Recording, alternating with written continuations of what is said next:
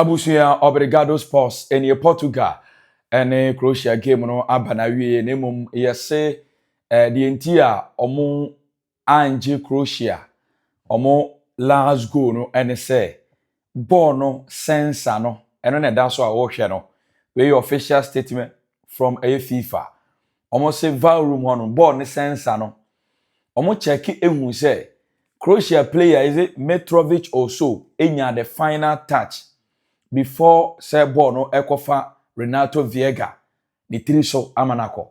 So now Croatia player no enenya the final touch. Eno eye the VAR no atimi e de aba betu dwa say Croatia player no enenya the final touch before the sensor no, and according to the sensor no eye Matanovic. Onu enenya the final touch before say ball no eko Marco Pasalic. Inti ball no say around 10 and the Renato Viega ball no anka no according to sensor no ye so mo check ball ne sensor no nipa bi o de ho be ka ball no so you Croatia player ball ne sensor no ebeba now sensor no e kire say your touch ball no e Croatia player no before the Portuguese player Renato Viega the Renato Viega mpodi ni ti anka ball no e fa no so koi and a call around 10 friend say aye Pasalic no so aye offside. Inti now you say the sensor that shows there was a slight touch by Matanovic which led to Pasalic offside call. Inti eno aye nchirechiremu kakra e wo ho no say aye ade say game na etu odwa no the inti o manje aye Croatia goal no nyina ne say Croatian goal was disallowed because of a sensor inside the ball that detects every single touch.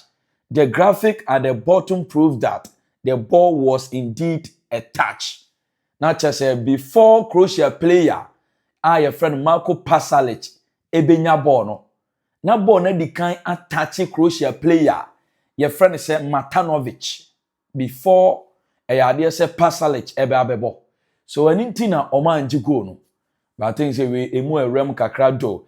Nemum aside this, who use offside rule now? According to the law 11, a player is said to be an offside position when he's closer to his opponent halfway line than both the ball and second to last defender. In this case, a idea said Pasalic no offside.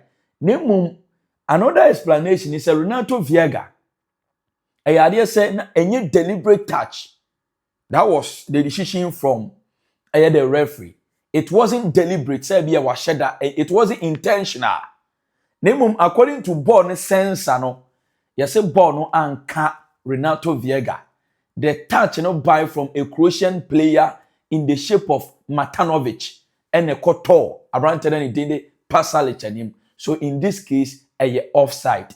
Where your explanations are about post Portugal and Croatia game no only omo ya adwene ana only omo